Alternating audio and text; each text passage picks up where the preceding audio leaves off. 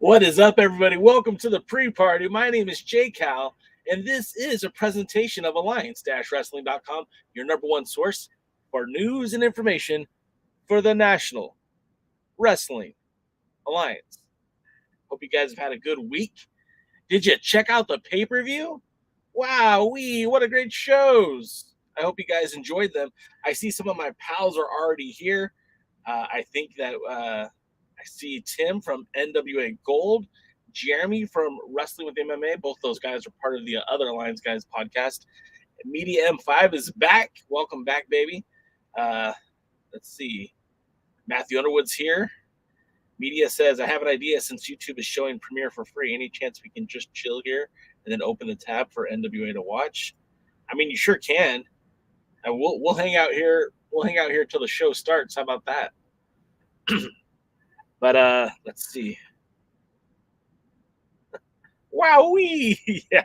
Well, if you guys don't know, I'm not what I would call a technical genius. I'm not super tech savvy, and every time I think I've got something figured out, I find a way to botch it.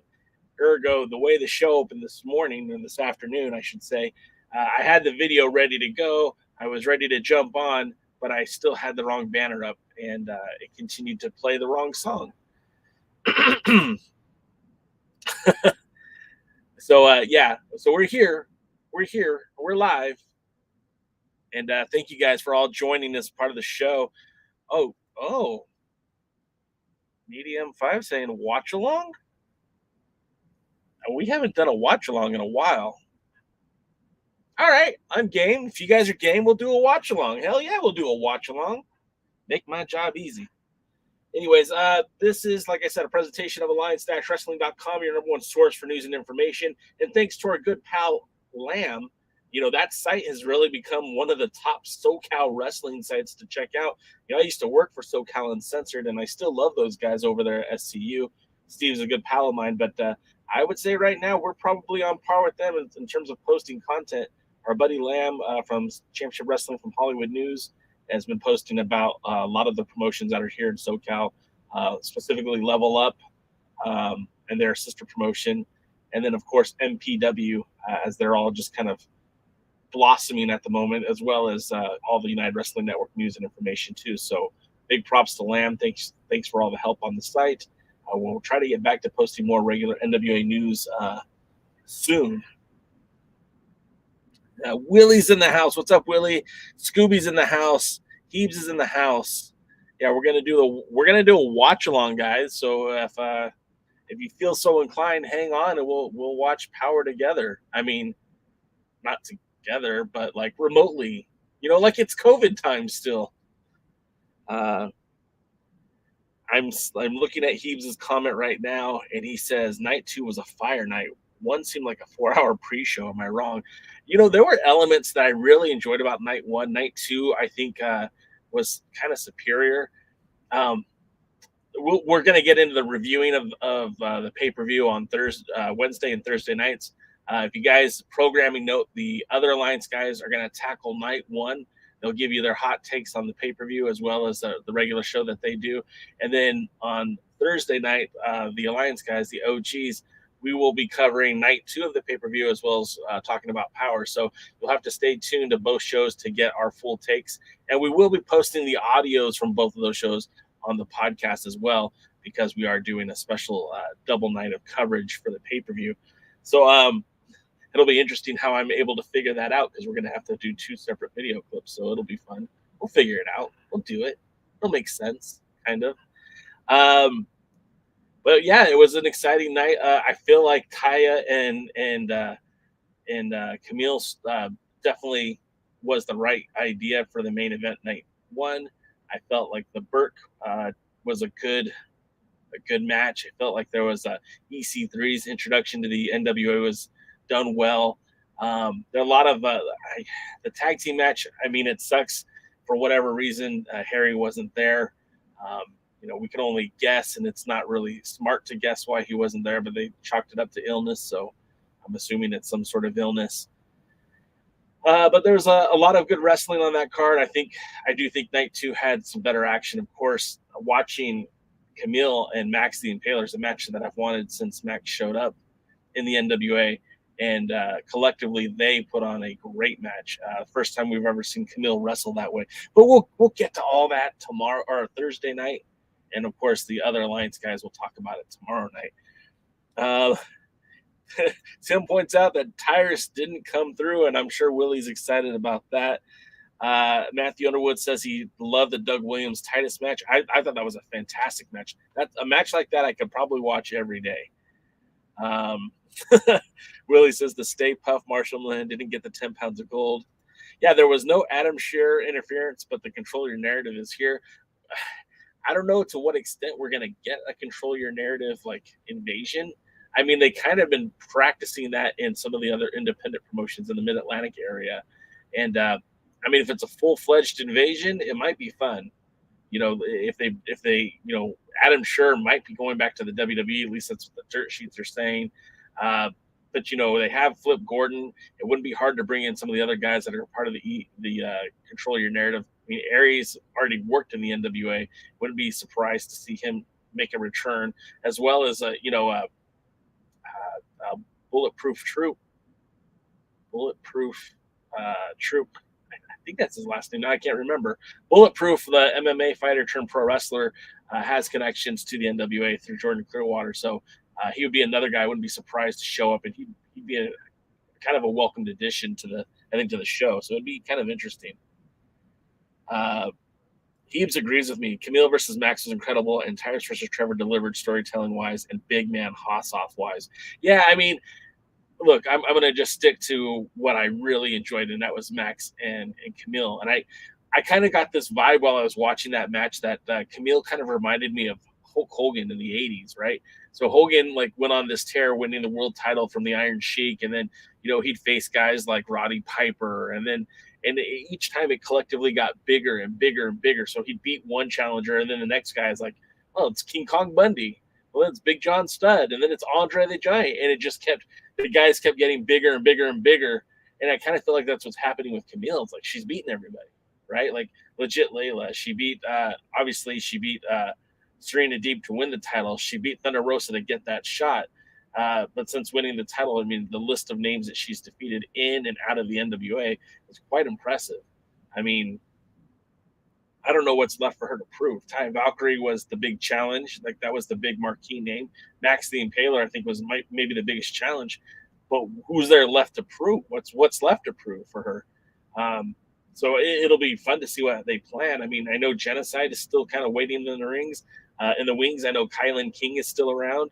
But Kylan King didn't win the Queen Bee match. Natalia Markova did, so maybe that's where they're going to go next, is with Markova. But Markova is much smaller, more nimble, quicker, faster than Camille, but is much smaller than Camille, so it won't be someone that's equally matched in terms of size and strength. But either way, like Keeb says, I'm just so excited about the NWA. Yeah, the pay-per-views have seemingly always delivered, with the exception of maybe one or two. And I think that's awesome for Billy Corgan and company that the pay-per-views deliver. I just wish there was a way to capture that energy and put that onto the TV show. I think more people would be willing to subscribe to the premium package if they would see higher quality matches like they do at the pay-per-views on a weekly basis. Hisa says, I didn't even know about Control Your Narrative until Sunday. Really? You didn't know about them at all, Hisa? That surprises me, because even though it's not a group that I'm super interested in, I keep hearing a lot about them. Matthew Underwood says, this is how Strictly Business reunites. I'm not against that either. Keeb says, our boy Tom is getting some direction, and that's all that matters.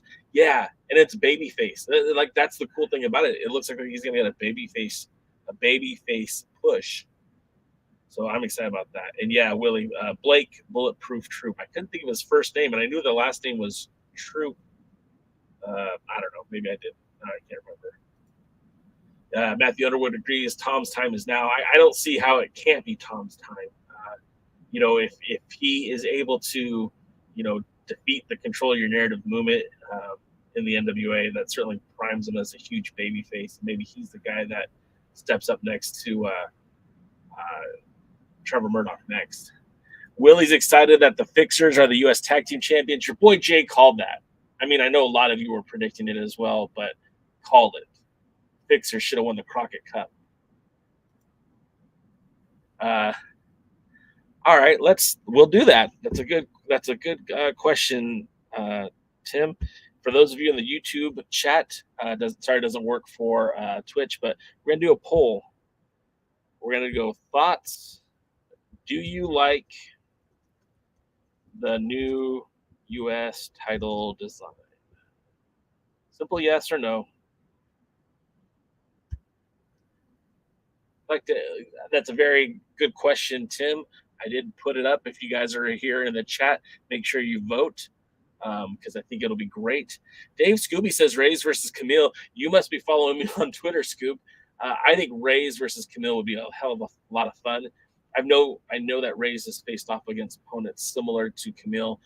The one I can think of specifically was Lindsay Snow when she was here in Los Angeles and took part of the Primetime Live pay-per-views back in 2020.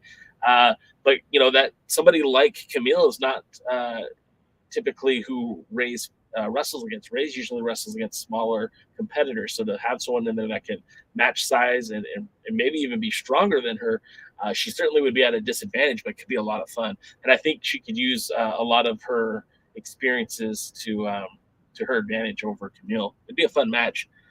Media says Cardona match was perfect in my view. Best way to do a big versus little match. Yeah, and the way they did it too is, they're playing off the fact that he's still not 100%. He's not always ready, unlike the nickname says. But even still, like, I don't love the result of that match. I think it hurts his credibility. Now, of course, if he goes on a winning streak after tonight's matchup, then I'm all for it. But if he loses again, it's like you just totally devalued your world champion. Media also says, also now a Max Impaler fan. Max reminds me of a missing link, Aja Kong. Media, I would say that Max the Impaler reminds me of a non-binary version of Big Van Vader. Certainly has the move set, has the similar size, has the functionality in the ring. Watch her wrestle these ladies, to watch them wrestle these ladies, and you'll see them use moves like the Vader bomb or like the Vader style clothesline, or just the body tackle. It's very reminiscent of Vader. Let's see. Matthew Underwood says 100% right. Power would be better with 3 good matches. I mean, that's all we need. It's when you watch these pay-per-views and the format is so good, and we do get the promos, and that's okay. I'm not against having promos on the shows, but these are direct, succinct. They make sense. They further storyline, and it's not the silly stuff that you get on Power. And like I said, these pay-per-views are really good for the NWA. I just wish Power could catch up in terms of look and feel of it. Blake's media says Blake Troop is good. He's from Chris Silvio's dojo and knows friends of mine. Yeah, Chris Silvio actually accompanied Blake Troop to his first match in Championship Wrestling from Hollywood against Jordan Clearwater at the United Wrestling Network Primetime Live pay-per-view back in October of last year. And you're right. So he has 2 connections to the NWA, Chris Silvio and his relationship there, and then of course his relationship with Jordan Clearwater. So I mean, it could happen. It's not like he's a hard guy to find. Issa says the U.S. tag belts looks like Lego pieces. It's from the late 70s Florida version, but Kevin Rhodes claimed the design of it and is complaining about the unapproved use by Corgan's NWA. Yeah, I don't know. I'm sure if Kevin Rhodes makes enough noise, he's going to get paid somehow. But I just feel like, Billy's never been shy to being litigious. I could see him going to court over this, and if it comes to court, he's gonna have the funds to kind of outlast Kevin Rhodes. So I don't know if that's a good hill to die on. You might just want to, I don't know, work something out without getting to legalese for all of it. Media says he doesn't like the belts. NWA Gold says, I was a Cardona fan. After 74, he's not a serious threat for the 10 pounds of gold anymore. Sorry. I mean, I agree. I don't know how you make him a viable contender for that belt with a loss to Ronaldo. Now, again, if he goes on a winning streak and beats half the roster after this loss at the pay-per-view, then, I mean, there's a way you could rebuild him. I don't think he's destroyed, but as of right now, he shouldn't be near the 10 pounds of gold. Jeremy just says no, and I think that means he doesn't like the design of the belts. Right now, and not everyone's voted, but right now, with 10 votes, it's a dead tie, 50-50. So we'll see how that goes. Matthew Underwood says Cardona will bounce back, but he's gonna face Nick or Tom down the road for it. All right. Look, I think right now, I think Trevor Murdoch is operating at the best version of Trevor Murdoch we've had. So I'm cool with him holding on to that belt for a little bit longer. I want to see what they're going to do with him. I want to see them bring in somebody or elevate somebody. We sat there and watched Jack Stain watch the matchup after he lost the national title between Anthony Mayweather and Sion. And my thought was Jack Stain would be a perfect guy to at least have a match for the next pay-per-view with Mr. Trevor Murdoch, because even though he did lose the title, he's still very much an intimidating individual. He's still a big guy. He's still very strong. And if he could win some sort of number one contenders match to get that opportunity, or hell, maybe just come out and smack Trevor Murdoch, that seemed to work in the past, I think they would have a great matchup. Otherwise, unless it is Nick Aldis or Matt Cardona, I don't know who you put for hard times. I just don't know who you put in that place. But I think again, if you put Jackson there, I think you're going to have something. Even if he doesn't win the world title, I think you still have that big hoss fight feel. And let's be honest, Jack Stain is so much better in the ring than Tyrus. That's my 2 cents. Willie wished that Camille would wrestle Jordan Grace. It could happen. I mean, we're seeing a lot more Impact NWA friendship. I'll just say that. I wouldn't be surprised. Jeremy liked my comparison with Vader. I mean, every time I see her, I just think of Vader. Excuse me. Every time I see them, I don't mean to be rude or condescending to their pronouns. I do mean to be respectful. They are very dominant in the way that Vader was very dominant. Matthew Underwood said the U.S. belts are destined for an anti-American heel tag team to hold. Maybe, but Willie's disagrees. You guys are. I'll let you guys have that discussion in the chat. The belts immediately remind me of the American made from the Tick. Yeah, I saw you post that, Jeremy. I don't know if that was on Discord or if that was on Twitter, but I agreed, and it very much reminded me of the old Captain America shield before they made it round, the one that was more like a traditional shield. Matthew says, I don't understand Scion getting the national title. I mean, it's simple, right? They're changing things up. I think the next thing we're going to see is Tyrus lose the TV title at some point. But you wanted to keep Austin Idol interesting, and if he's managing a bunch of nobodies with nothing, and he's got nothing to brag about, he's got nothing to be big about. You got to keep his family strong somehow. So now they have control of 2 titles in a company of like 20 of them. I wouldn't be surprised if Max Impaler ends up with the TV title to help out Father James Mitchell. Because again, if you're a manager with a stable of wrestlers and you don't have a championship, like, why are these wrestlers following you? Why are they under your tutelage? You don't have gold. That's just always been my thought.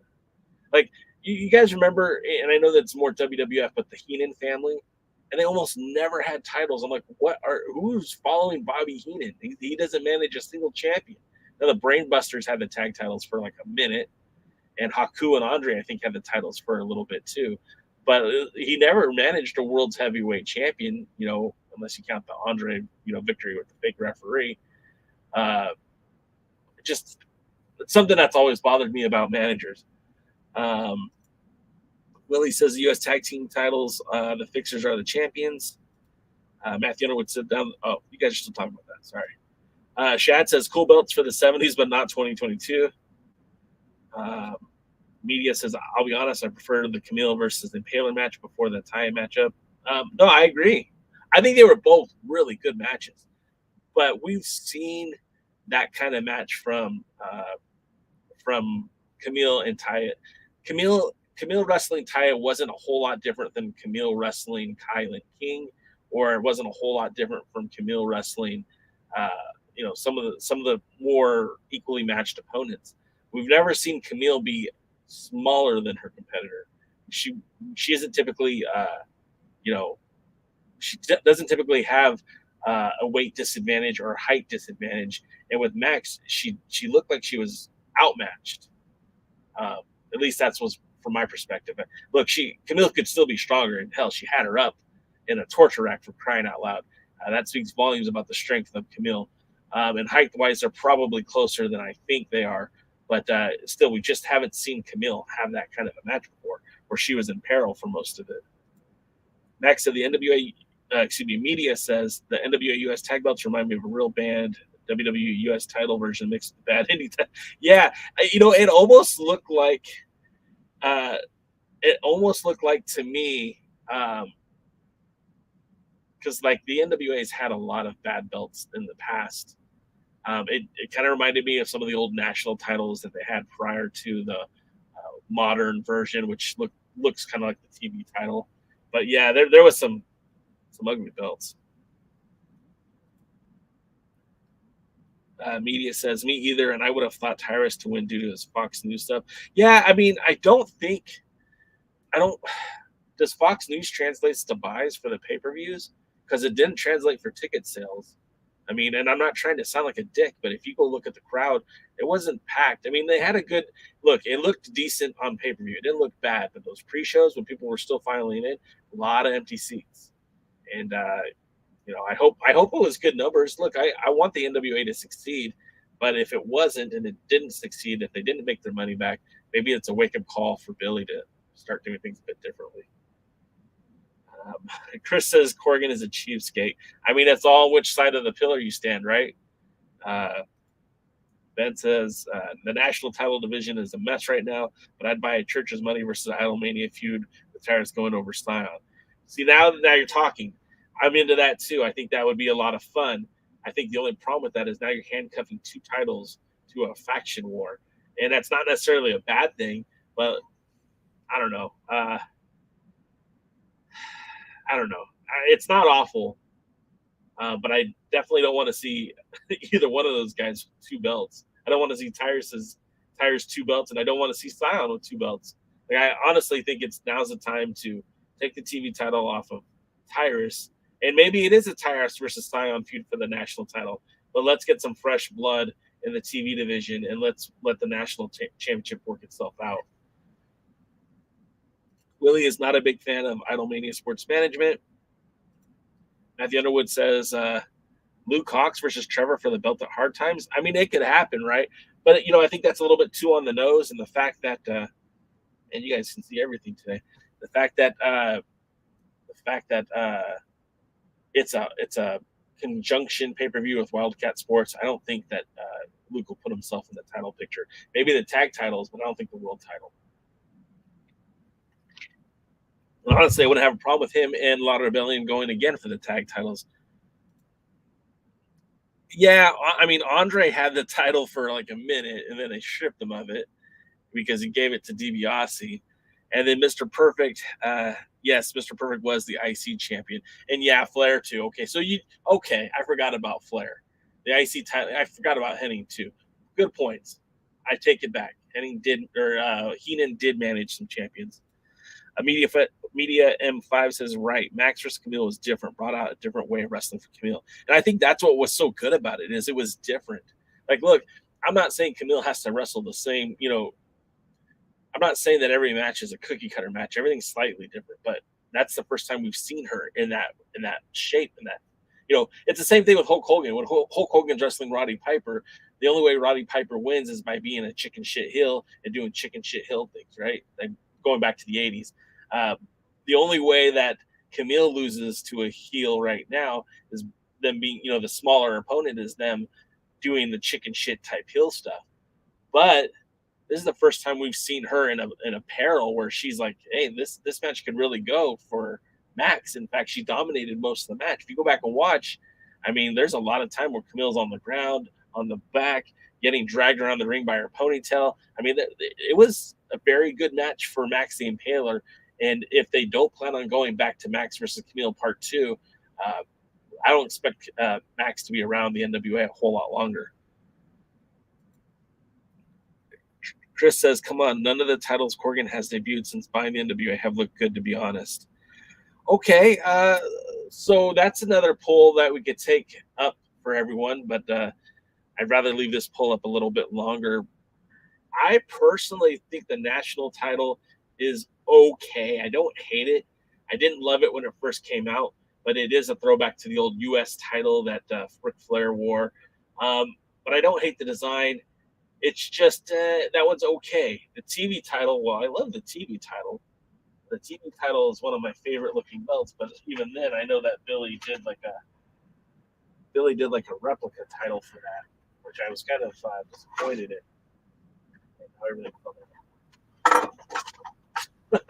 Don't mind the noise, guys. It's just me wrecking everything.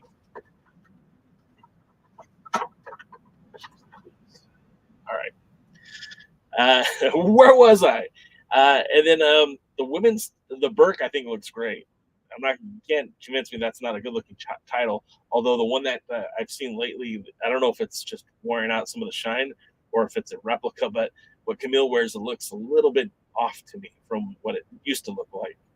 And then the women's tag, I think that's a fine looking belt. It's not my favorite, but it's a fine looking championship. The tag titles are a throwback to '86. I don't hate those. I like the more modern looking titles, but I'll take them. And I don't like the junior heavyweight title. I feel like that the Royal Crown should have been kept separate. It's a very historic title for the NWA. I wouldn't have used that design for the junior heavyweight title. My own opinion, though. Deep says Damian Wayne and Lightning One is a real possibility with this Wildcat team up. That would be so awesome and weird at the same time. I know Damian Wayne is a throwback, 100%. Mr. Mid-Atlantic, the Mid-Atlantic badass. His time in the NWA, he should have been world champion on at least one occasion, maybe even two. The fact of the matter is that the NWA of old, and I'm talking about the Bob Trowbridge era, never fully utilized him to his fullest potential. His feud with Adam Pearce, I mean, there's a couple times that he could have lost the belt in those days, and then of course during the Trowbridge era, the Bruce Tharpe era, he did get a push. He was world tag team champion, or no, he was the U.S. tag team champions, and it looked like he was going to get a shot at the world tag titles, and that got botched because his partner was a scumbag, and his opportunity to win the world title got botched because controversy sometimes creates cash, I guess. It was dumb. The NWA really screwed up on both accounts, and I really feel like Damian Wayne should have had an opportunity to be world's heavyweight champion. In this modern era, I don't think he has a shot at becoming world's heavyweight champion, but he could certainly be a good hand in the NWA. He'd be a guy that you certainly could help use to grow the brand, especially with younger talents. Being in the ring with him, he could teach them a thing or two. But I don't know. I would like it. Willie says Rodney Mack versus Sion for the National Heavyweight Championship. Book it, brother. I'm there. I like it. Media M5 says, yes, the chase wasn't filled, which is a disappointment for me. Makes me wonder where they are going wrong. Tyrus is on Fox all the time with the title, but hardly hear him advertising the NWA till now. So, yeah. And so here's the thing. Going back to that statement, if you look at the crowd, there did so much more publicity locally in St. Louis last year, and I don't feel like it carried over to this year. Now, I said on the Alliance Guys podcast, what I would have done if I was Billy is I would have bought some paid TV time and done highlights from what's happened since last year and run that as a series for about a month or so leading up to the chase. And it would have just been for the St. Louis market, not for Fight TV, not for USA on YouTube, but just a series that kind of shows what happened with Trevor Murdoch, what happened with Empower, who are the women's champions now, what's going on in the NWA, and make it specific to that market so that people who might stumble across it maybe have it air after SmackDown or after Raw or whatever. You can buy TV time in any market. It just costs you money, but have it on maybe the same channel that SmackDown is on. These are ways that they could have done something to gain some interest in the local market. Last year, they did a press conference with not only the world's heavyweight champion and Mickie James, but Tootie Lynn Ramsey was there representing the local St. Louis crowd. If they'd have done something like that, again, I think it would have generated more buzz, but they didn't. And I don't know, Tyrus versus Trevor to me isn't a marquee matchup that I want to go pay money to see. I'm glad the match came off good. I'm glad that they both were out there and put on a good show. It really looks like Tyrus worked on himself to get ready for this match. But that's not enough to get me to buy a pay-per-view. Me personally, as a fan of the NWA, I wasn't sold on that match alone. And I think you need to have a match that's going to sell all across the board. Lisa says, sorry, Poyo got me there. Poyo says, you darn dirty no-gooders. Poyo, you're the best. Hisa says, hoping Camille goes to Tokyo Joshi or Stardom between the TV tapings and pay-per-view to gain even more experience and defend the title in Japan. Both of these things would be amazing. I mean, look, a pie in the sky, all these hopes and aspirations. I would love for Camille to walk on the set of Women of Wrestling and make her presence known in that wrestling promotion and showing the real Women's World Championship, not that toy they have called the WOW title, but literally holding the Burke in her hands and saying, this is what wrestling is all about. That would be a badass moment. And for her to show up in Stardom, or for her to go to Mexico, I know that with the recent unfortunate Thunder Rosa injury, I know that Ty Valkyrie is looking for an opponent for an upcoming AAA event.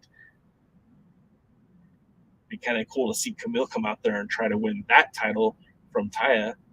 But who knows?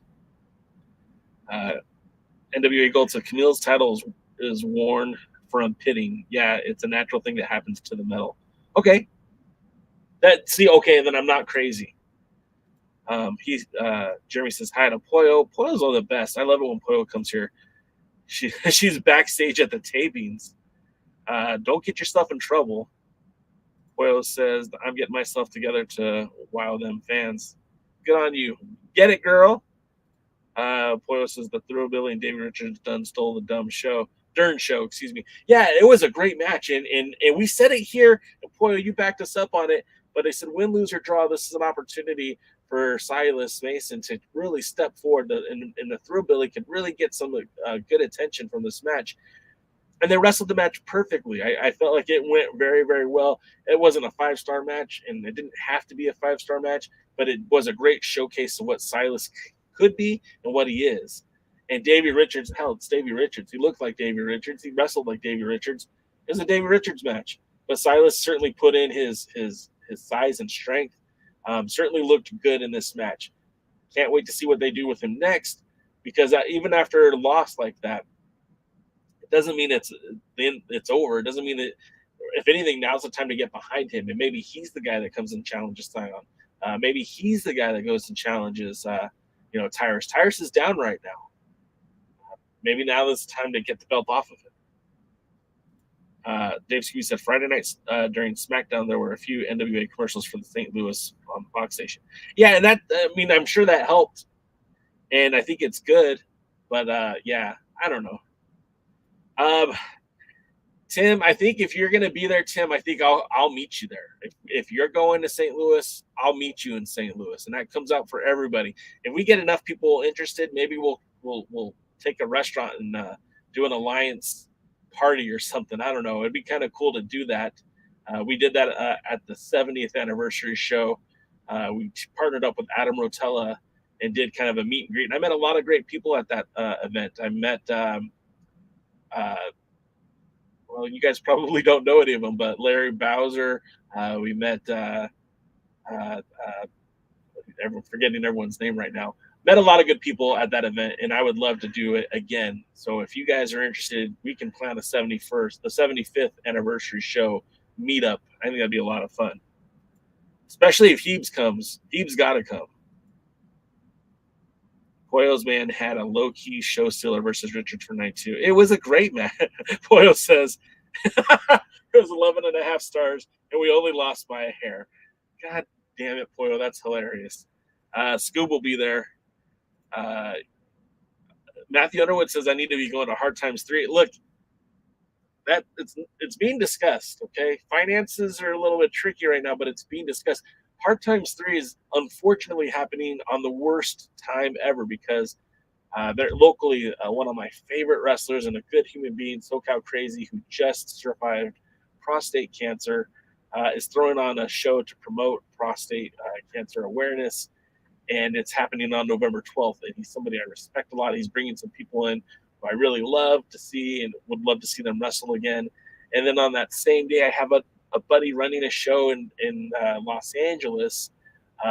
It's a second show. And both of these shows are very exciting to me. And I was already on the fence about those two. And then we get Hard Times 2 on November 12th. And that's only a couple of weeks before your boy Jay's birthday, and it would be a nice way to celebrate watching some wrestling and hang out with some friends. So I don't know, man. I would say right now it's 50-50. We'll see if we can bump that number up soon. But it is getting kind of late, so let's talk a little bit about the show, right? Because we did have some wrestling happen. We're going to have some wrestling happen tonight. And of course, it's interesting to me that they've only announced 2 matches for the show. Of course, they are introducing Ricky the Dragon Steamboat at the Podium spotlight, and I kind of hope they just let him go off like they let Ric Flair go off. I think it'd be a lot of fun to see Ricky Steamboat just chalk it up, chat it up, talk about his time as World Heavyweight Champion, talk about his time as a tag team champion with Jay Youngblood, talk about his feud with Ric Flair, talk about his times in the NWA. I think that'd be a lot of fun. And then also the other match that I hope isn't much of a match at all is Ronaldo Freeman versus Matt Cardona Part 2. And I don't know how to feel about this match. I know that what they're going for with it, but I feel like it hurts the credibility of Cardona. And if Cardona's supposed to be a guy or the guy, I'm not sure what's going to happen. So I'm really hoping that in this one, it gets over quick and we see Matt Cardona go on the next win streak so that he can be a competitive challenger for the 10 pounds of gold. And then, of course, I really like the way that they're building this match. I think that the Commonwealth connection might be done in the NWA. Obviously, Harry Smith was unable to compete on Saturday night. They stripped him of the titles. We know Doug Williams had his own single match at the pay-per-view.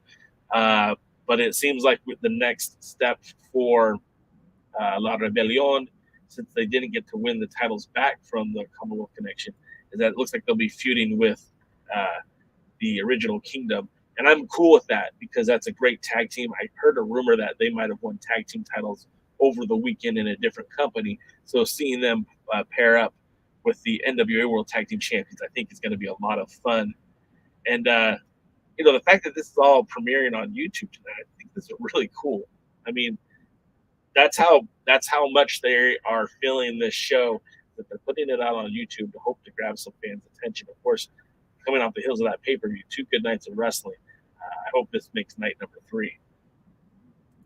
All right, so let me see more of the comments. Willie says, if Davey Richards wasn't with MLW, he would be a great addition to the NWA Power roster. I mean, I think we're starting to live in a world where it doesn't really matter where you are booked regularly. I think as long as there's an open agreement that you can compete in other places. I really feel like MLW and the NWA, they're fighting for the same talent. And it's like, I think both could benefit if they had some lesser restrictions and allowed their talent to work both places.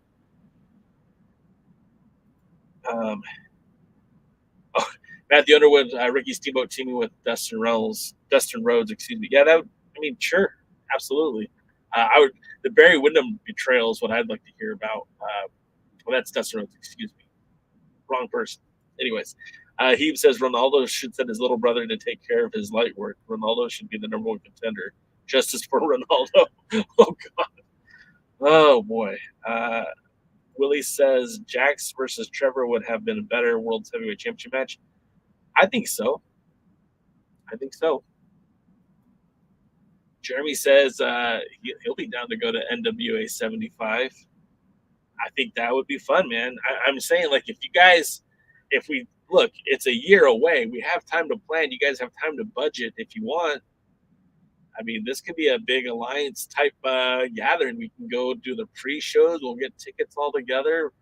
We'll eat tacos and drink beer. Do St. Louis have tacos? Y'all have tacos in St. Louis? I know they don't serve food after 11 p.m., so we'll see how that goes. Matthew Underwood says, has Harry even cut a promo? No. He doesn't have to.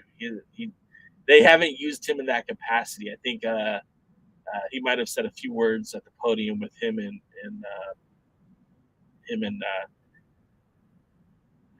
Doug Williams, but I don't think he's actually cut a promo himself. Matthew says, any news on Flip's role going forward?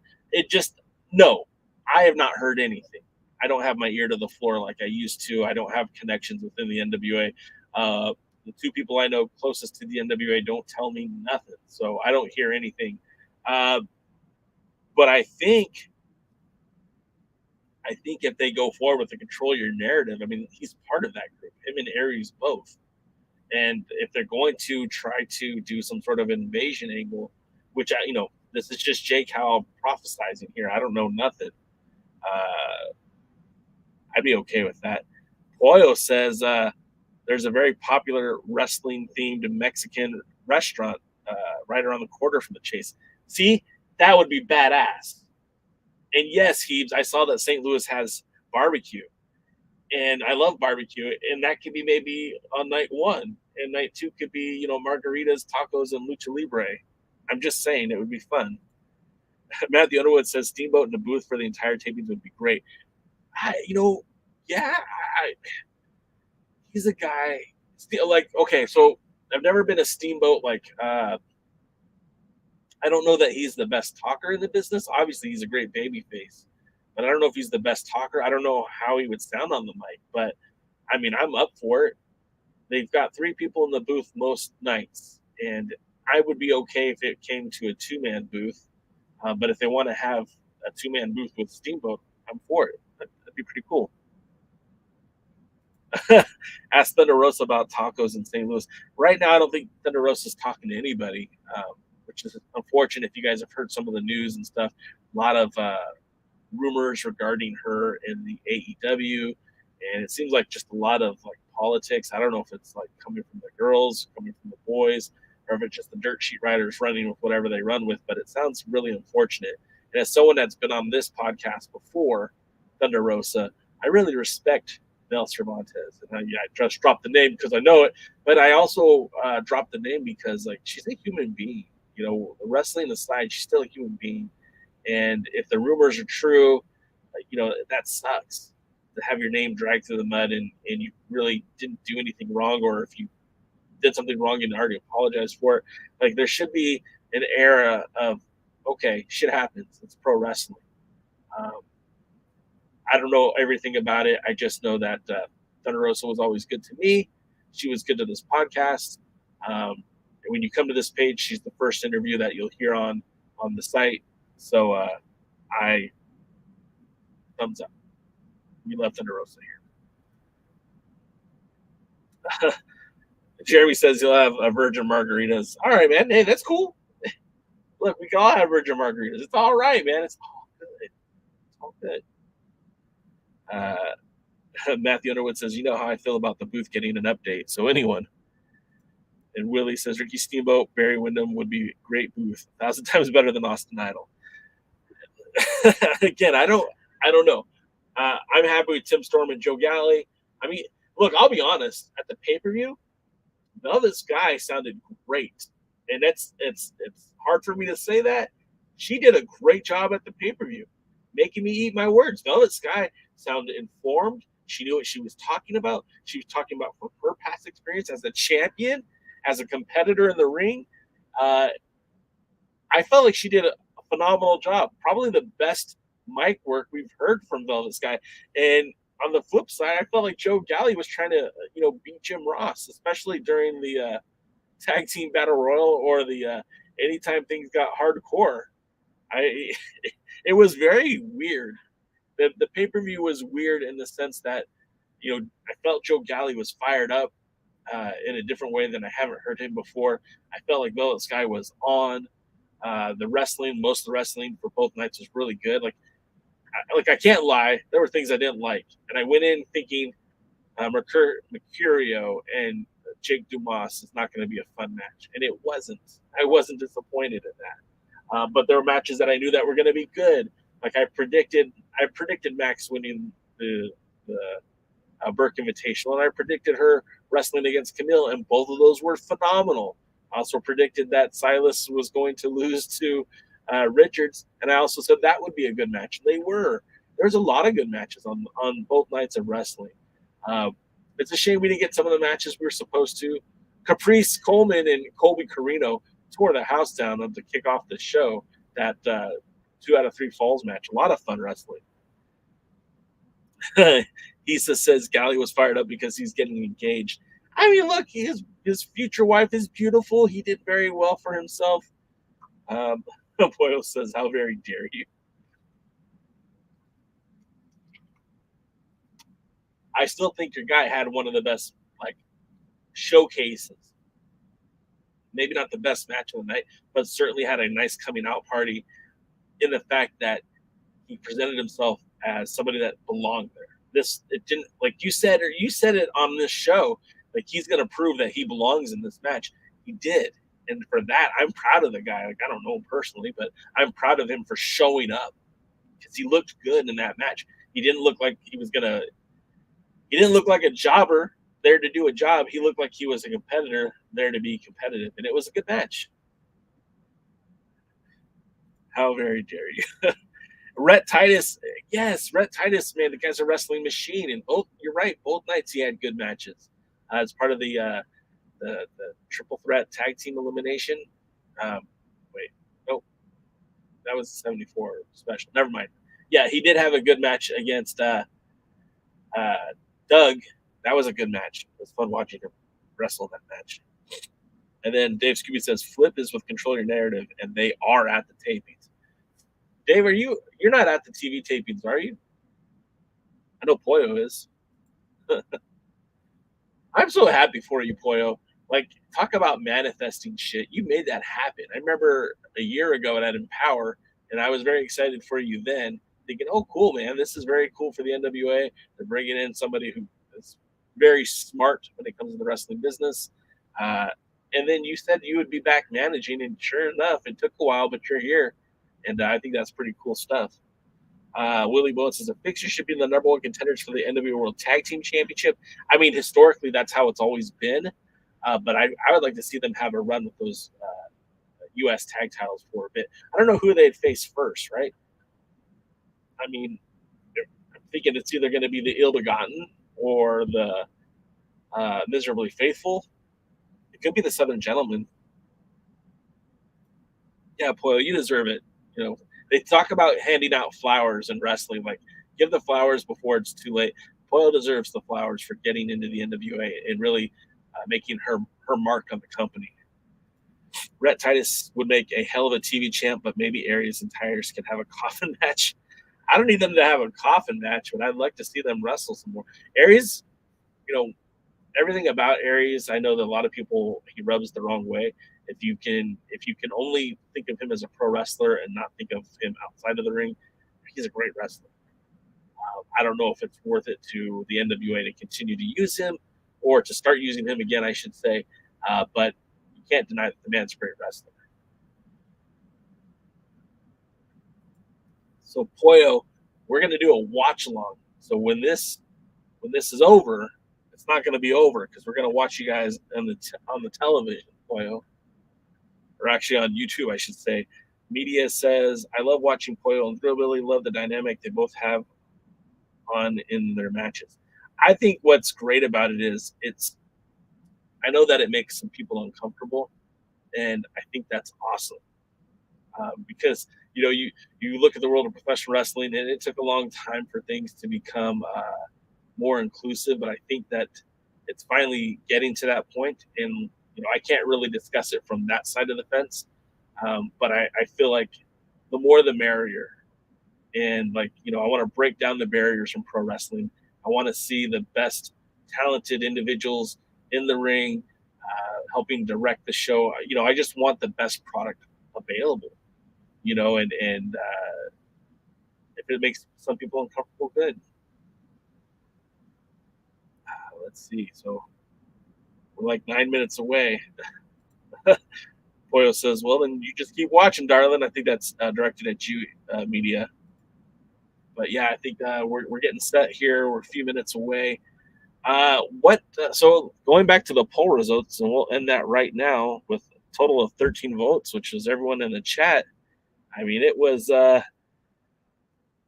46% of you love or like the new U.S. title design, and 53% said no. So, I mean, that's pretty close to being even. I mean, with 13 votes, that means that 7 of you voted yes and 6 of you voted no. So, man, if you're watching this later, leave a comment. Tell me if you like the design of the new U.S. tag titles or if you don't like that.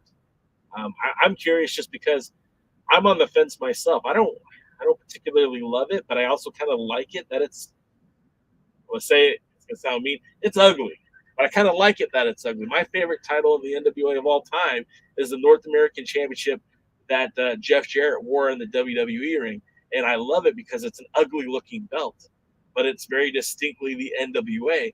I also have an affinity for the Junior Heavyweight Championship, which affectionately we call the Cloverleaf title, the belt that the original Tiger Mask held and Dynamite Kid wrestled for back in the early 80s. That belt just is ugly, but I love it so much. The NWA recreated it in the early, or I guess mid 2000s for Tiger Mask 4, which Rocky Romero as Tiger Mask 4, Black Tiger Mask 4, brought to New Japan. Briefly held both the IWGP Junior Heavyweight Championship and the NWA Junior Heavyweight Championship. So he had the Cloverleaf title and the IWGP title. And it was pretty cool. And then Tiger Mask held them both for a while.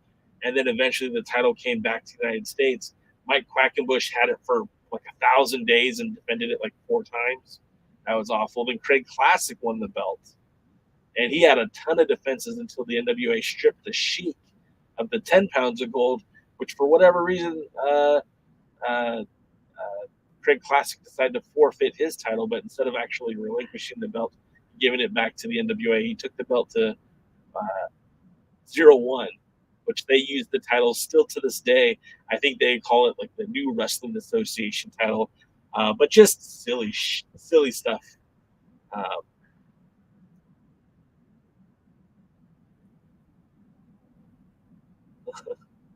I was just reading some of the comments. Media says it doesn't make me uncomfortable. I can understand though, as you said, but you know what? It's pro wrestling. It's entertainment. Love or hate, people watch. That's right, man. It's fun. Wrestling is supposed to be fun. And I don't get this whole tribalism between, oh, I'm a WWF fan or WWE fan, and I'm a AEW fan, and I hate what AEW does, and I hate what WWE does. I don't care, man. It's 31 flavors, baby. This is Baskin Robbins. You can have any flavor combination you want. And the thing about it is there's enough to go around.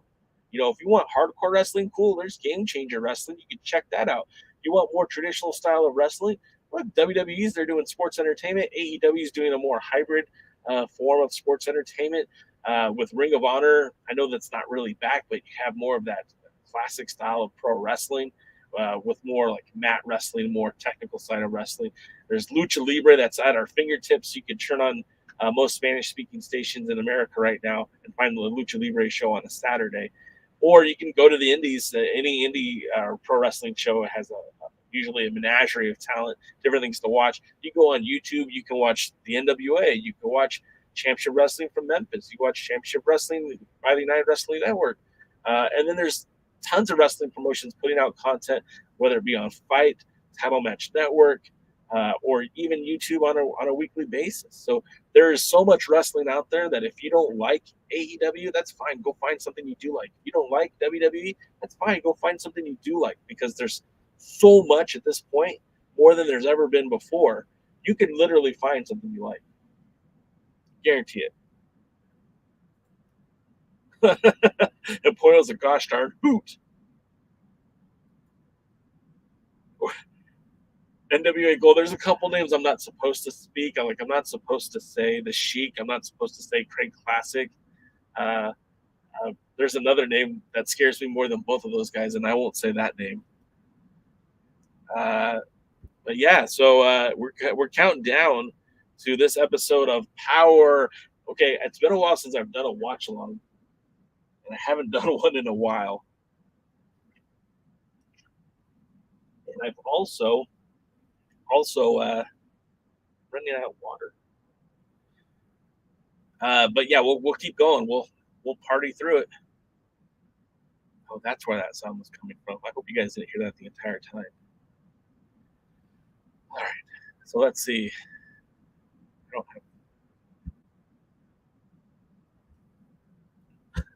Don't mind me. I'm just preparing to watch the show with you guys on Fight.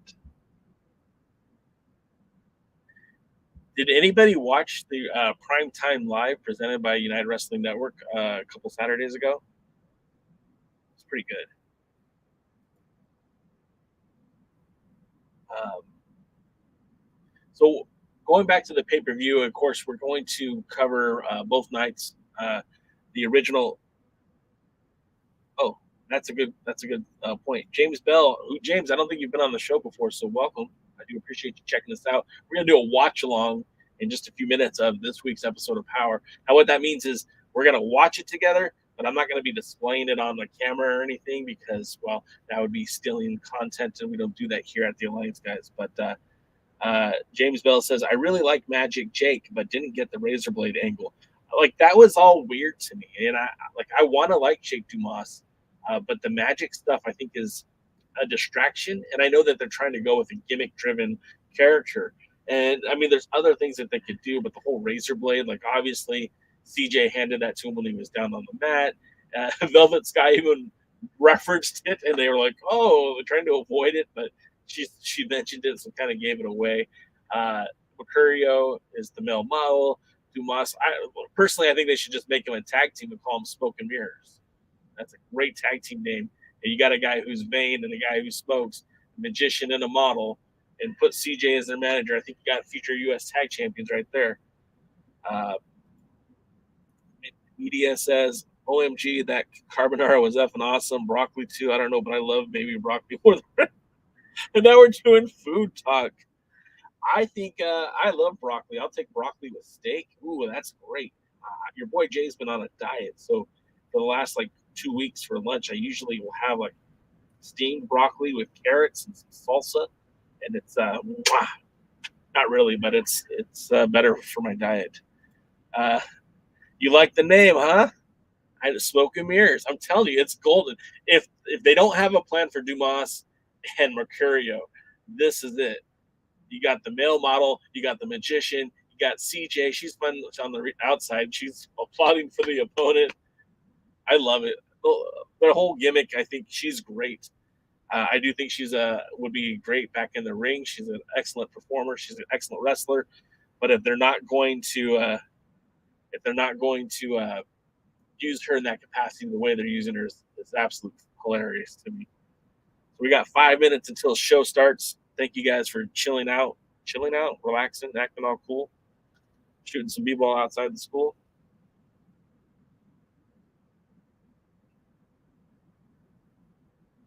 Just checking real quick to see if I had any missed messages. I do not. So yeah, Colby Carino, I think really looked good in both of the matches. I feel like he's on the cusp of something. I wasn't happy to see Ricky Morton get a title shot at Homicide, especially at a pay-per-view. You know, they did this whole thing where Homicide challenged Kerry for that title match. He really pumped it up as a big deal. They had a couple of weeks promoting that and making that seem important, and then for Ricky just to get the match. Now I know there's a lot of Ricky fans out there who say, "Hey, it was just one match," but I feel like guys like him and Flair need to stop. We don't need it anymore. There's plenty of talent out there, and I feel like that was an opportunity for somebody like Colby Carino or Caprice Coleman or anybody could have wrestled against Homicide in that spot. It would have had more significance and more meaning to the match. Did anyone think Kerry Morton was going to? Did anyone think Ricky Morton was going to leave with the title? I didn't. Willie says Jack Stain and Tim Storm, former NWA North American Heavyweight Champions, two of the best to do it too. Um, I see that Tim has got a diminished role in the wrestling ring, but he still has a shot at Trevor Murdoch at some point. They didn't even do anything with that at the pay-per-view, but Velvet Sky handed her championship series buy-in to Tim Storm, and he has an opportunity to challenge against Trevor Murdoch or whoever has the 10 pounds of gold at any time. And after the match that Trevor Murdoch had with Tyrus, almost thought it was going to happen on Sunday night, but evidently he's going to wait. So that could be the main event for Hard Times too. I mean, he could just say, "Hey, look, Billy, this is my plan," and Billy's hands are kind of tied because that title shot is for his to do what he wants.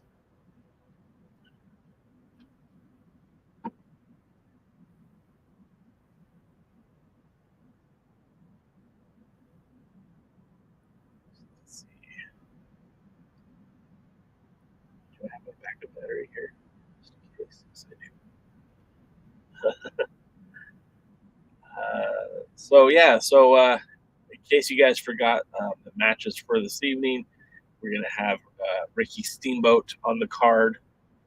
Also, we'll have a rematch from the pay-per-view: Ronaldo Freeman versus Matt Cardona, Matt Taven versus Mecha Wolf, which seems to be like pushing the tag team feud now. It looks like that's where a lot of Rebellion and OGK are going to be like that. That's going to be the feud. Now, one thing they haven't discussed or mentioned in a while is the Women's Television Championship. And I don't know how exactly that's going to play into all of this, right? Because the Women's Television title, uh, I mean, when we look at the roster, there isn't a deep roster of tag team wrestlers for the women. I mean, it's the Hex and Pretty Empowered, and then a bunch of thrown together tag teams. Like, we had Kylie Ray and Tootie Lynn teaming regularly last year, but they haven't really teamed since before the Crockett Cup. Then we look at we didn't even talk about JR Kratos coming back. That's another thing too. But we look at the women's division, and the demand for a television title is not a lot of talent there. But I mean,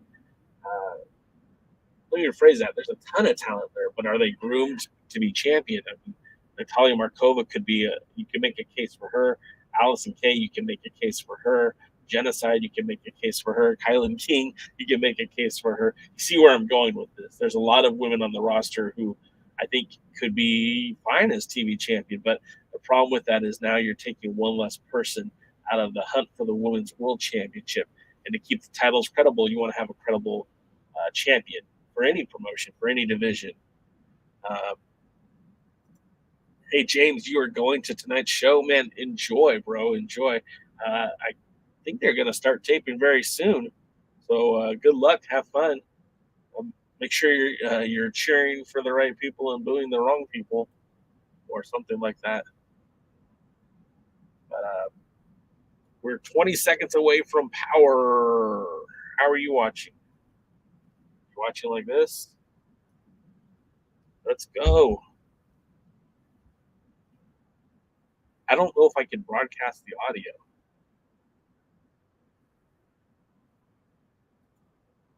Hey Willie, thanks for hanging out, man. We're gonna watch this with you guys. We're in the watch along, and it sounds like we're already in the ring now. Oh, I'm on Fight. Are you guys watching on YouTube?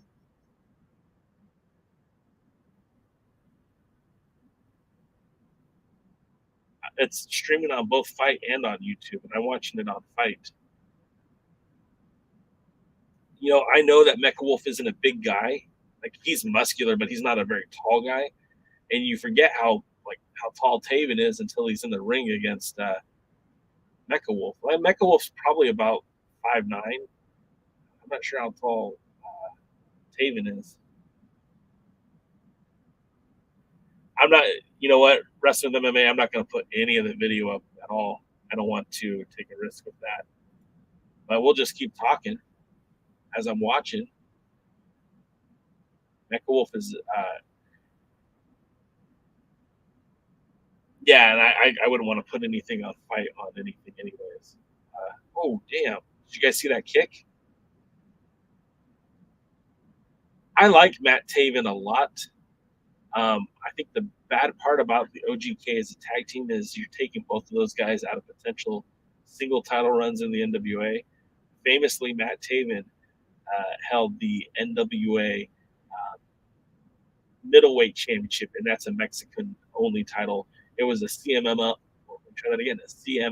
controlled title that had the NWA name on it back when NWA was associated with CMLL.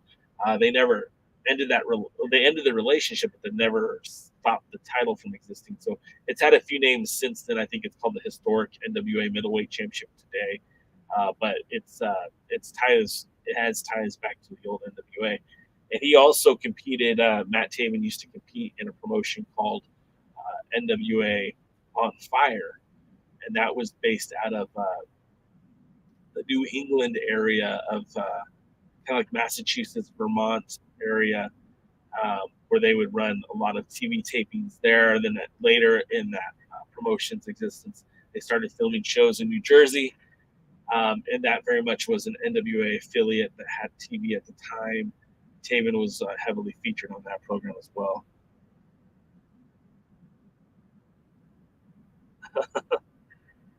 Media, yeah.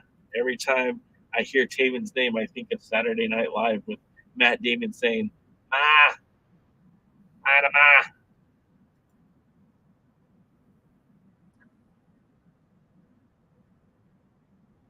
I know. I don't know why Mecha Wolf shaved his beard, man. That was a boss beard. Guess the face paint goes on easier without it, though.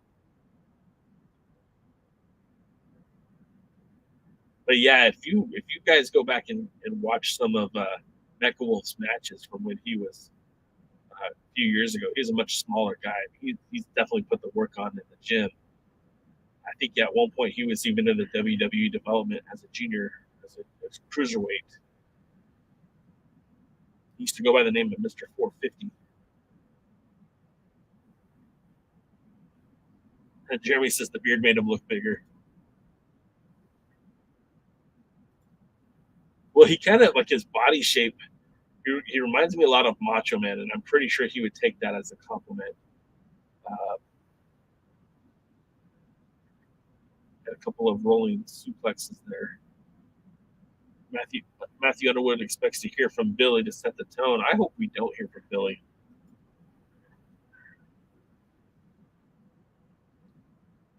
You know, and the thing about it is Taven is such a good at being a baby face, but he's a pretty good heel too. His time in Ring of Honor, when he was world champ, he was a heel. And even in Impact right now, as part of Honor No More, he works as a heel. So it's kind of funny that he's a baby face in the NWA because there's not much different about him, except for right now where he's getting the crowd behind him. But the gimmick is pretty much still the same dude from all three companies.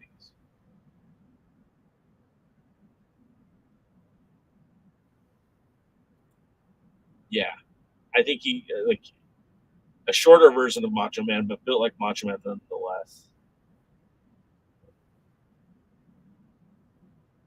That was interesting.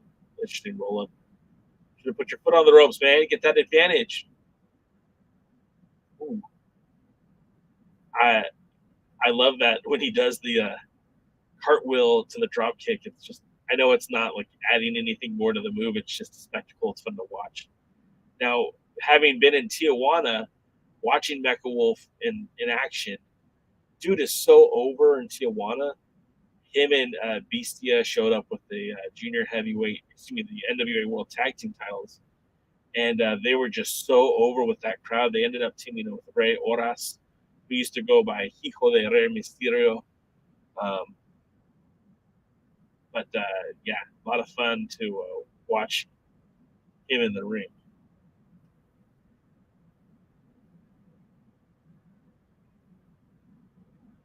I guess Mecha Wolf is in a deathcore band or hardcore band, like a metal hardcore, and I even think it might have some influences from rockabilly.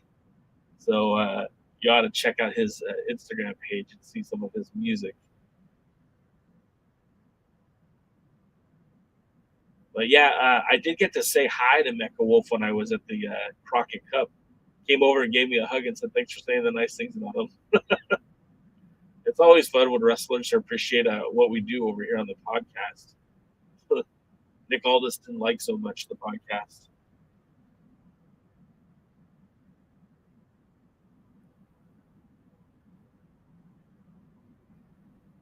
Taven's so damn good. And I don't know that I would be into that, Jeremy. I don't, but deathcore.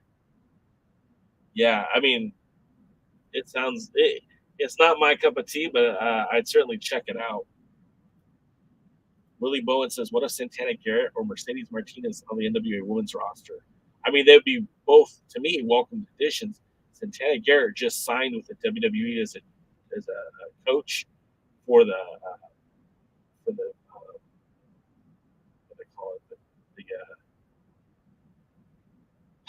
it the coach for NXT. She signed up for that for the I know there's a name for it, and I can't think of it. But yeah, she signed up as a coach for that.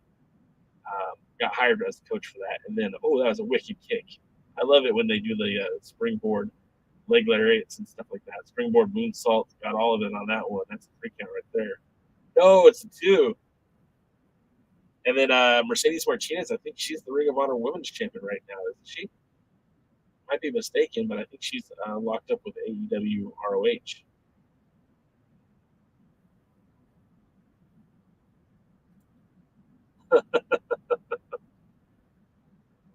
Oh.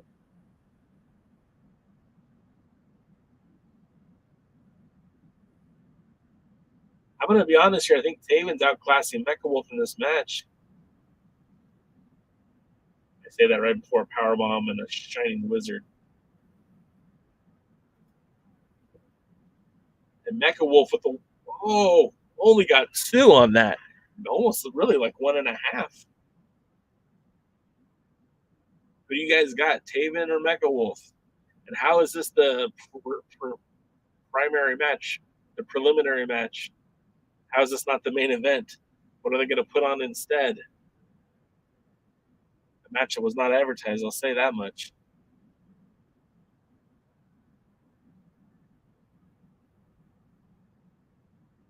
Oh,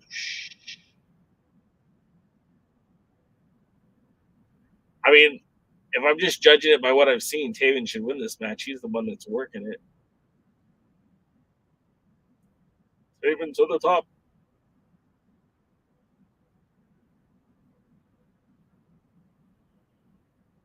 Matt's calling for Taven. Jerry says it's too close to call. Mecha Wolf just slapped the taste out of Matt Taven's mouth. And now he's biting him like a vicious wolf. Referee Jared Fritz admonishing him.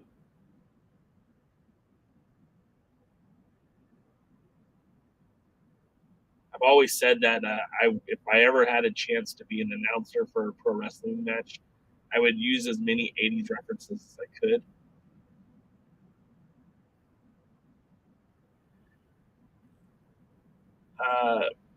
There's been a ton of speculation with that, and I could see it happening. Honestly, if you're watching the chat, Jeremy says that there's speculation that Conrad and Jarrett might team up to start a wrestling promotion. And Taven just won it with a roll up. The right guy won, that's for sure. And just going back to that, why wouldn't that work? Jarrett just stepped down. What is Jarrett good at? Jarrett's always been good at starting a wrestling promotion. He's done it now 3 times, right? He did it with Impact, obviously TNA. He did it with Global Force, and in between there they did Ring Ka King, and then they even filmed stuff while he was in charge. There was supposed to be this combination wrestling racing show where they put a bunch of wrestlers under masks and gave them race car gimmicks that were going to be tied to like NASCAR or something like that. And Jarrett's always been able to find investors for these shows, but he's also been able to make these events happen. Doing events with minor league baseball teams. Now he's a part owner of a minor league baseball team. I mean, they have a place they can just do shows there if they wanted to. And if he ends up doing a touring program, like that would make so much sense. And you have a guy like again, we're talking about Conrad, who's making a ton of money in the financial business. He's making a ton of money in the podcasting business. He has the credibility because of those connections. Why not? Sounds like it would be a good deal to me. And now we're getting the start of Power. And now my daughter's coming to say hi. What's up? Nothing much. That's the camera right there. Hello. I am in 4th grade. What's up?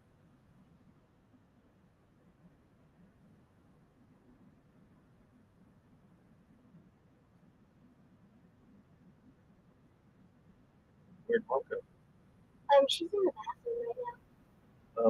Tell her I'm still doing the Okay. Hello, Internet. It said hello, kid. See? Media said hello, kid. Hi. And Wrestling with MMA, just wave hi. Hi. Hello, Hi. everybody. Now beat it.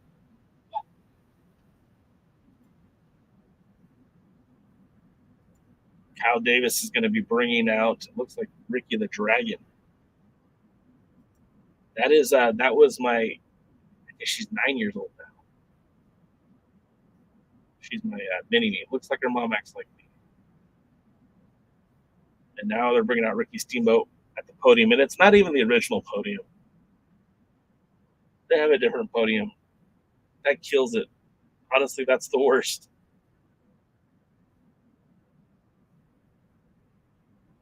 Steamboat signed my 10 pounds of gold, but in retrospect, I probably shouldn't have had him sign it because he actually never held the 10 pounds of gold.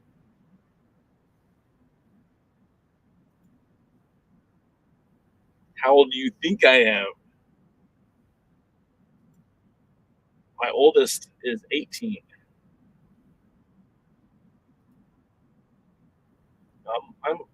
I'm 43 and I'll be 44 in November. When we celebrate, perhaps hard times 3.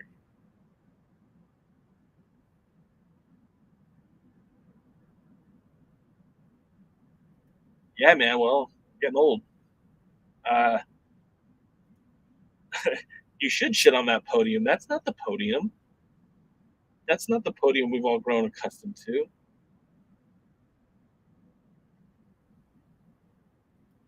It better be figuratively because they'll take us off of YouTube if you start doing that on camera. Come on, Jeremy. We got a network to think of here.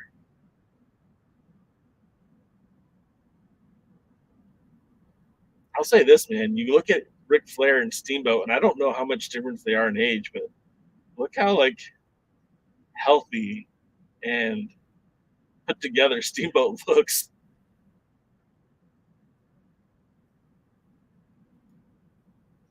Oh, cool, man. We're in the same age bracket. Yeah, when we come on and do the podcast, DKM's a little bit older than me. Jaden's right around the same age. I'm not exactly sure how old Jaden is.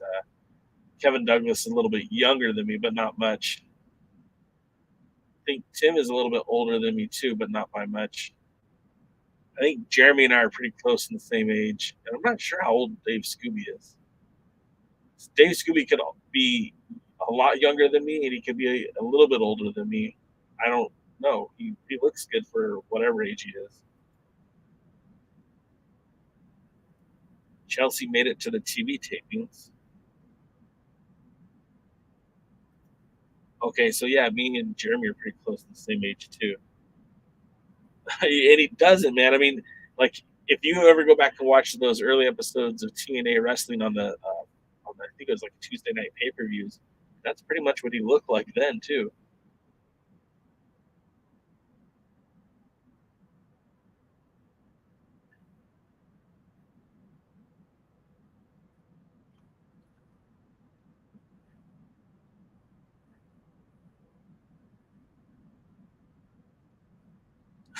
Still has radiant hair. I bet he uses like a nice conditioner, like the Pantene Pro V stuff. Yeah, Pro V makes your hair nice. This riveting talk that you only get here on the watch alongs with J Cal. I haven't heard anything they've said. Is there closed captioning on here? That would have been smart if I'd have figured that out beforehand. Maybe he uses. Maybe he's born with it. Maybe it's Maybelline. All right, I just closed my fight app. I'm going to go to YouTube. I think I can do captions on YouTube.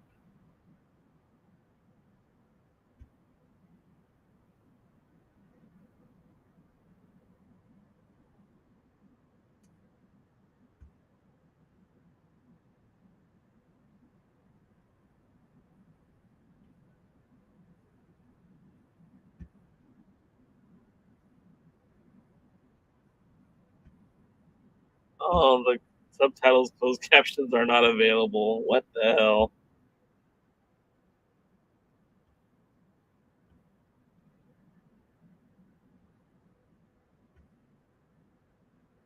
Ain't that something? And a Will's toothbrush. Somebody in the YouTube chat said the arm drag guy. That might have been what someone else called him. I still think it was a good idea for the NWA to bring in some of these heroes from yesteryear: Barry Windham, James J. Dillon, Baby Doll, and Steamboat tonight. I think that helps keep that credibility important. It kind of helps keep the fans connected to yesteryear. And I kind of think that's why we don't hear the modern NWA talk about the time before the 80s, because I think they just want the fans to forget it. I don't think they want to know about the association that the NWA had with Impact. I don't think they want the NWA to know the connection that they had, with New Japan Pro Wrestling. It fits the narrative better if Billy just saved the NWA out of obscurity, as opposed to recognizing that the NWA did some pretty good business in between the time that he bought it and the time that Ric Flair left for the WWE. I really feel like there's a lot of history that just tends to get forgotten. Hell, the NWA didn't even acknowledge Howard Brody's passing, and that just baffled me. Trevor Murdoch with 10 pounds of gold. I love how his voice gets really gravelly when he talks now. He talks with purpose.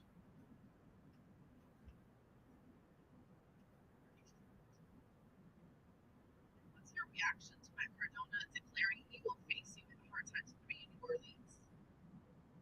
I've said this before.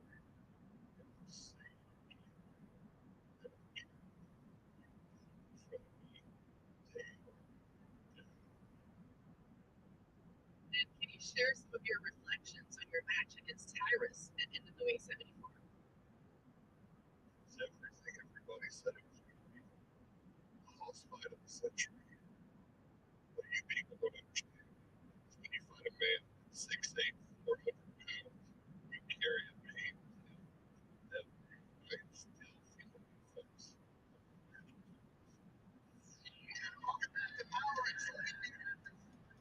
He has gotten so much better on the mic since he's adopted this more Harley Race style-esque promo. Love it. I don't want to see him in Cardona at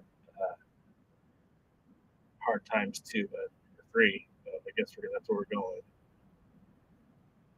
And then you got this freaking guy, Stevens.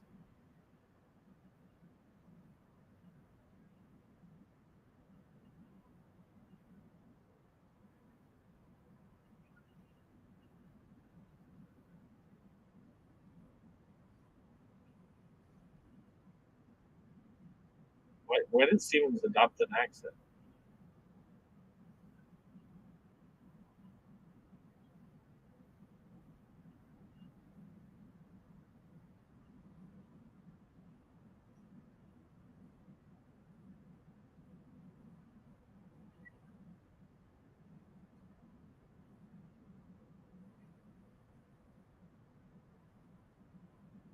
What?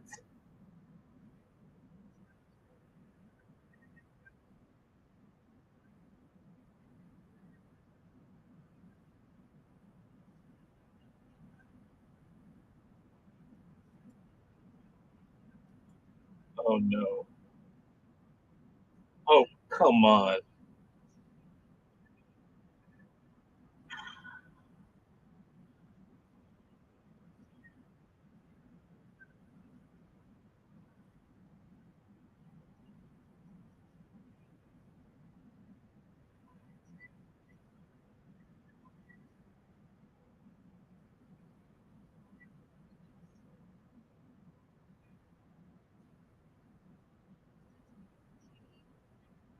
This is terrible.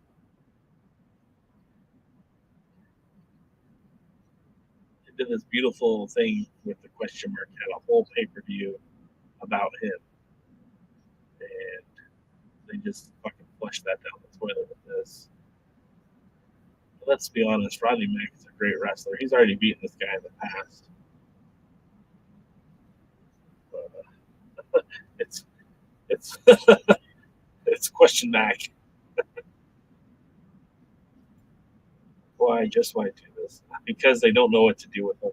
Because the booking is terrible. Because Billy Corgan has got to go. I don't know. This is dumb.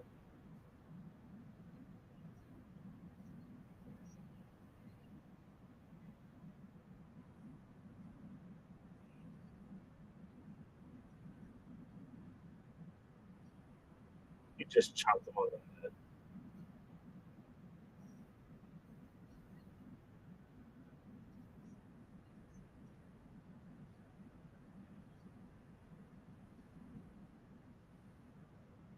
You and me both, he said.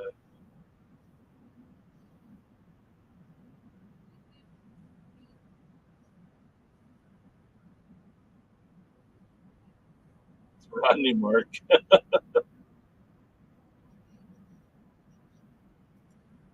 Yeah, this is.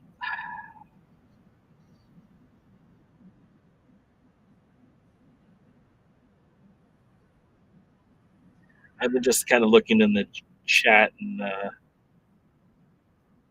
don't think too many people love this gimmick either.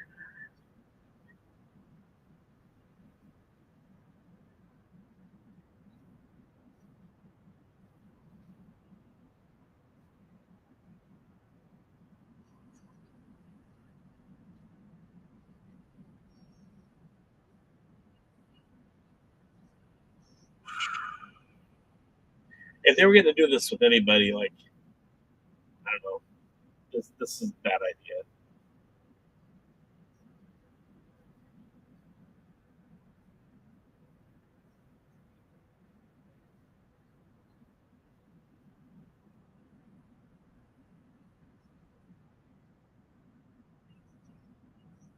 That was awful.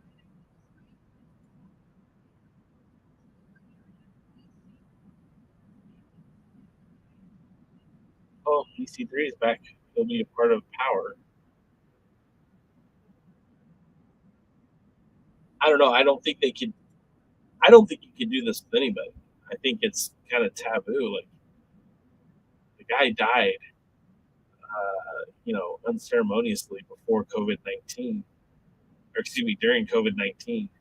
I don't know if it was anything associated with COVID, but passed away while the promotion was shut down. Famously, had a falling out with Billy Corgan. That's why they put Kratos into that spot. And that's really bad taste.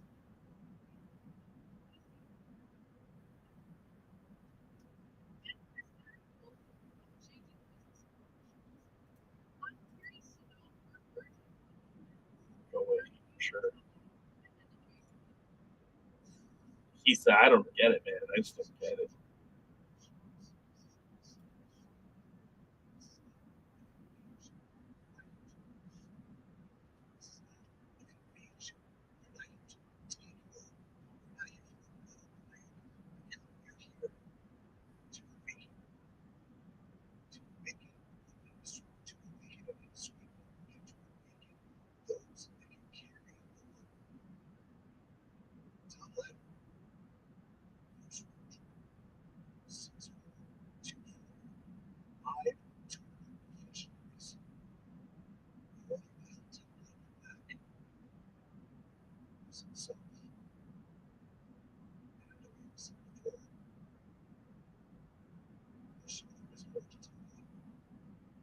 What are your aspirations in the NWA? I heard a rumor that you're going to be on next week's NWA Power.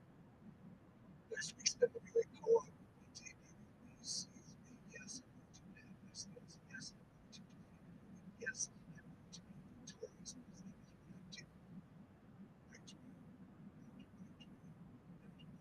The overall intention of NWA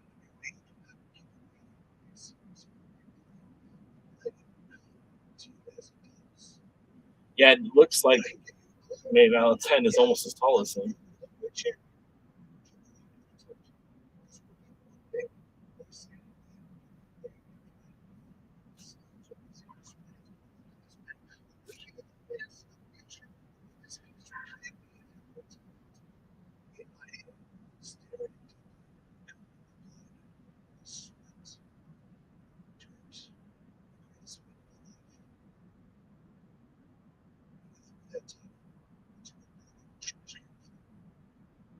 Fans expect a rematch between them.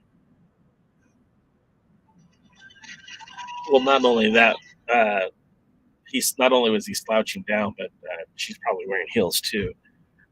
What a promo, right? So, control your narrative comes to the NWA, but not as an invasion, but more as an awakening. Okay, it's probably the same thing. And he's coming in to win the World's Heavyweight Championship so that he can destroy it. He spent a lot of time with the pay-per-view talking about how history has no business in the business, that the past should die and all that sort of rhetoric. And now you've got good guy Tom Latimer shaking hands with this guy right before he takes his head off.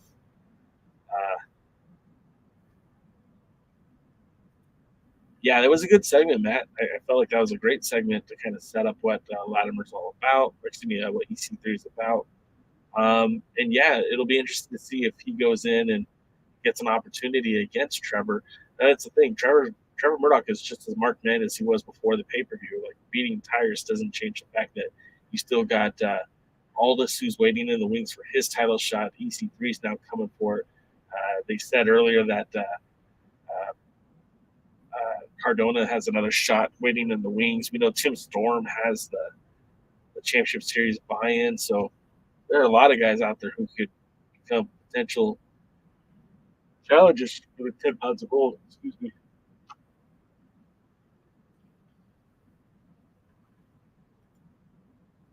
Just have to wait to see what's coming up next.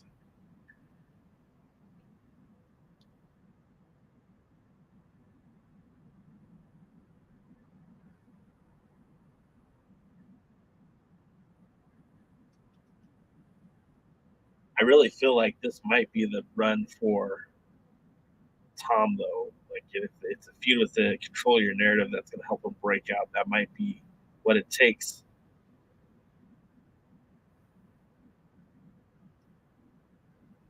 I can't believe Ronaldo and Cardona is going to be a main event match, no DQ. That pop-up powerbomb is just deadly, man. Just devastating. It's funny how Kevin Frazier, who had been on this podcast with us up until recently, he was a big fan of Tom Latimer. Always said he was the most underutilized guy on the roster, and we all came around to agree with him. And it looks like he might start getting that forward momentum. Picked up a victory tonight. Nick Aldis with Flippy in the back.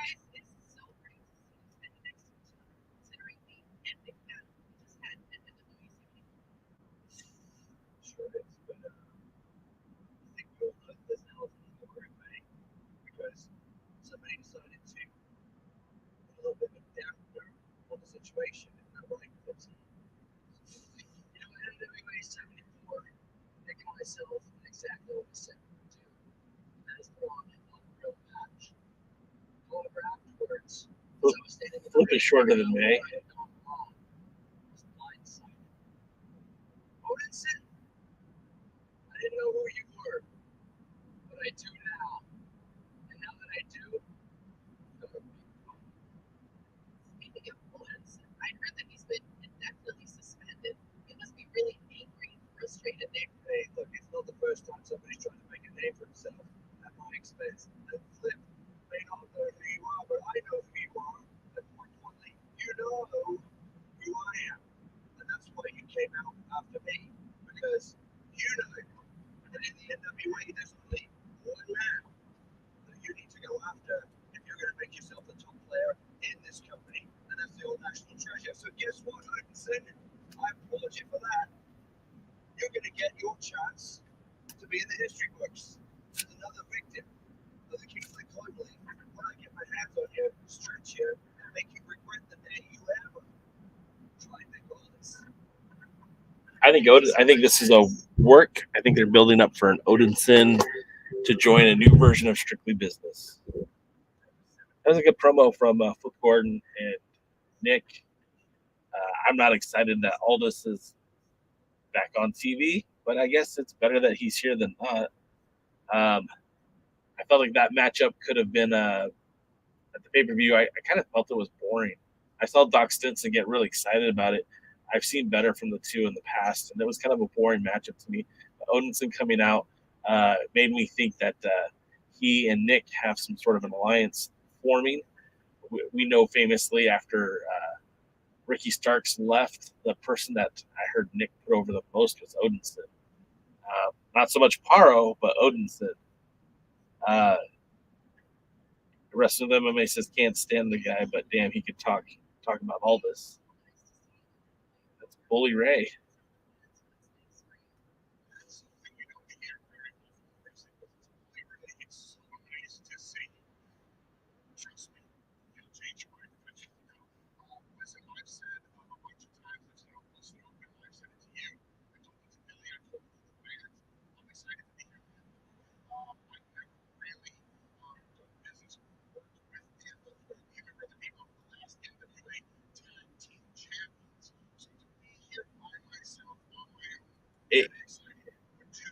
Take exception to what he just said.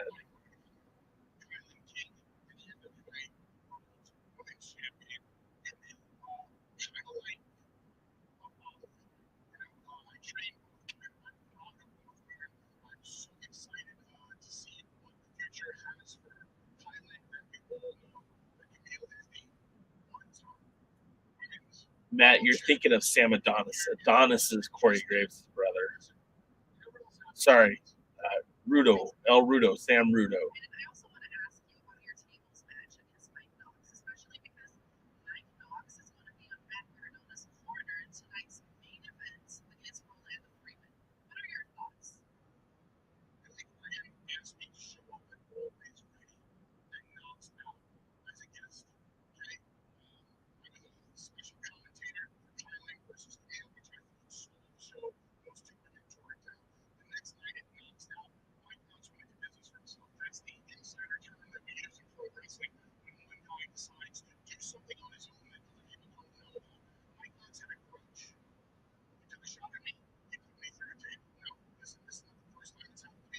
And I've done this to many other people. I got Billy Correa on this show. I said, Billy, I want a match against Mike Knox. I want the match. Does a great job of plugging the radio show.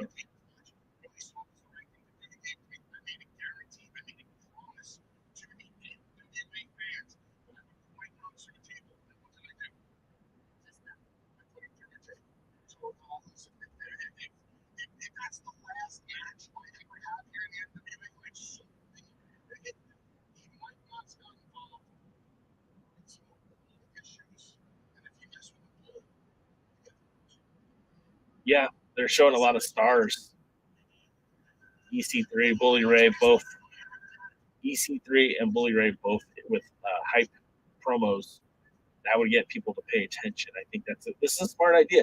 It's one of the best moves that Billy's done in a while, making people aware of the content, having people there.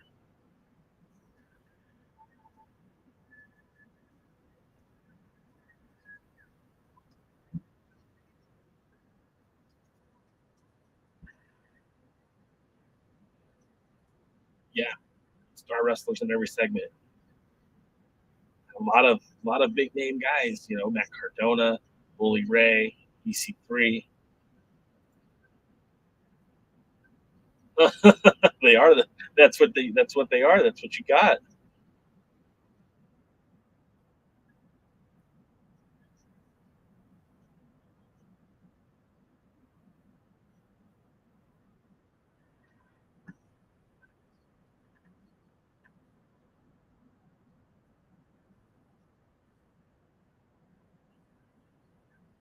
And this looks so weird to me.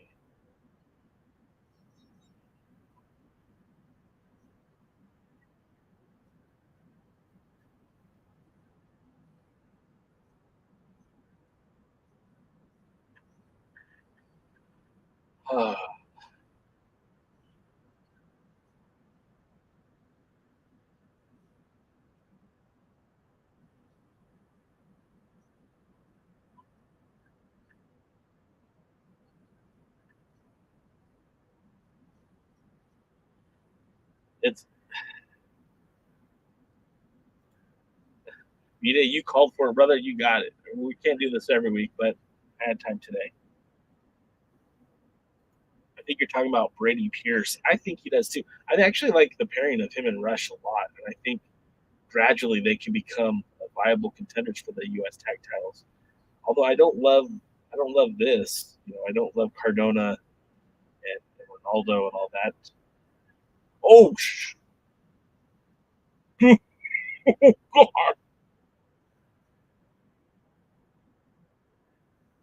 Oh, God. He's still alive. Whoa. Yeah, it should have been a squash, but it's not. And now we have the former world champion on the floor looking like he's getting beat up.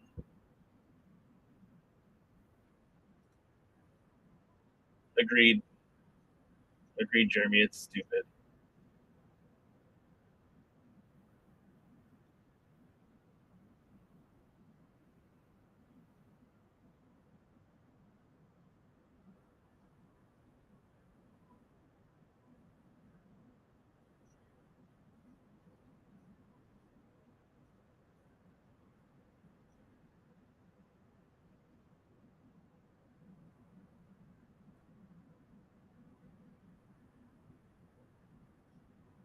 As this match continues to go on.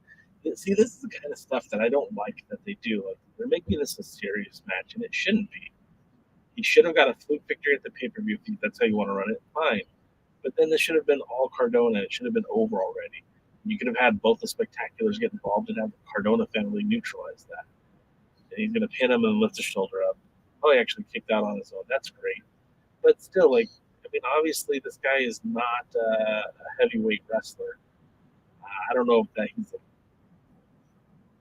a little person, but he's a heck of a lot littler than the former champion.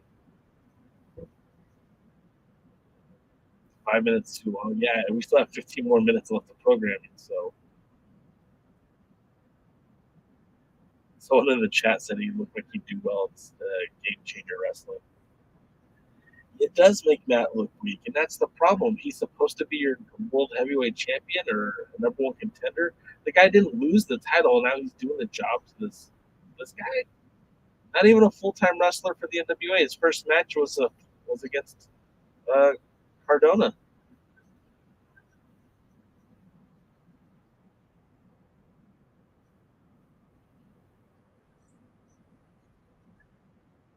Stay down, Ronaldo. I don't like that. Well, it's like you don't need the chair. It's a no DQ match. You can do whatever you want.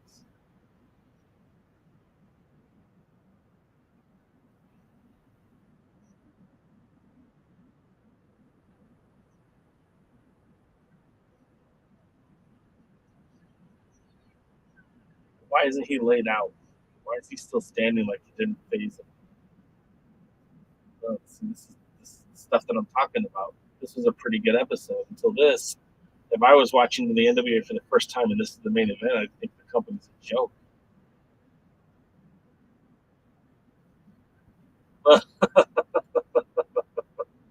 Yeah, why not?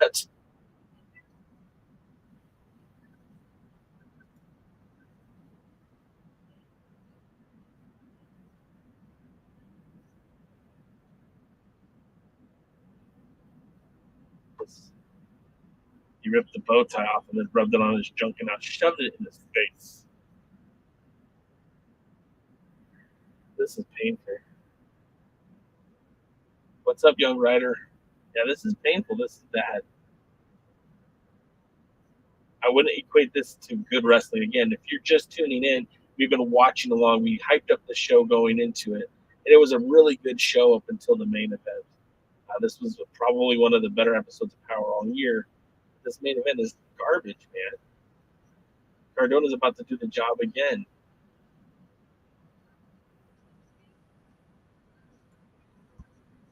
Bite your tongue. It might happen. Oh, my battery's going to die soon. I don't have much time, guys. Do we have 15 more minutes? Probably not.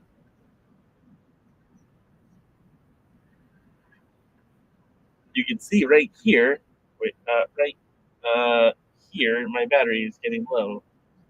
So when it dies, the show's over.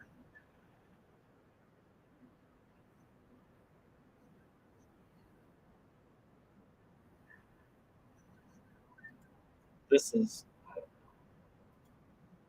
is what the main event, no DQ, Ronaldo Freeman. Oh, yeah.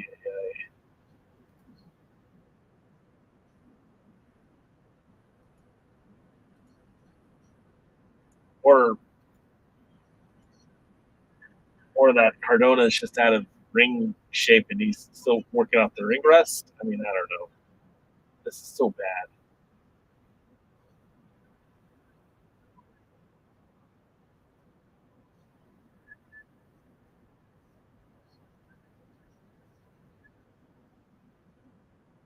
Oh my God. Mike Knox had to save him, guys. Mike Knox had to make the save. Oh my.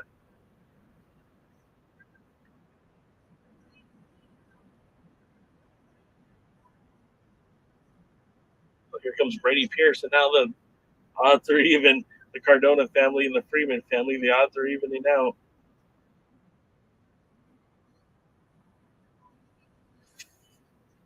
This is awful. Are you not entertained? Are you not entertained?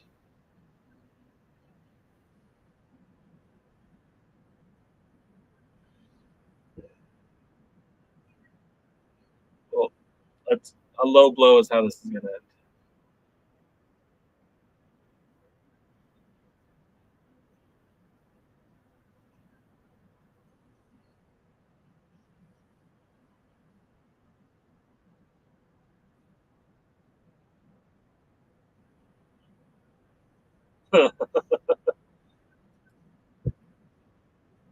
Yeah, this is bad. This isn't entertaining. Like, I'm looking in the chat, and it looks like the NWA fans are happy with it. I mean, from what I can see, but I don't know. This looks like garbage to me. Oh, Trevor Murdoch with a sloppy diving bulldog. Oh God! So that's how they're gonna set it up, huh?